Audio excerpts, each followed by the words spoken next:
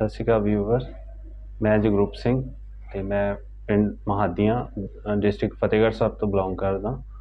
ਤੇ ਮੈਂ ਪਹਿਲਾਂ ਟਰੱਕ ਡਰਾਈਵਰ ਸੀਗਾ ਦੁਬਈ, ਤੇ 2021 ਦੇ ਵਿੱਚ ਵਾਪਸ ਆ ਗਿਆ ਸੀ। ਫਿਰ ਮੈਂ Acme visa solution Jalandhar visit ਕਰੀ ਤੇ ਮੈਂ ਆਪਣਾ ਫਾਈਲ ਦਾ ਪ੍ਰੋਸੈਸ ਕਰਵਾਇਆ ਇਹਨਾਂ ਤੋਂ, ਤੇ ਫਾਈਨਲੀ ਮੇਰਾ ਵੀਜ਼ਾ ਲੱਗ ਕੇ ਆ ਚੁੱਕਿਆ ਹੈ।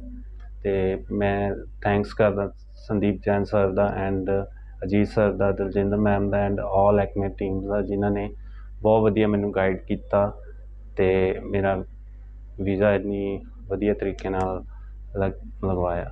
Thank you so much.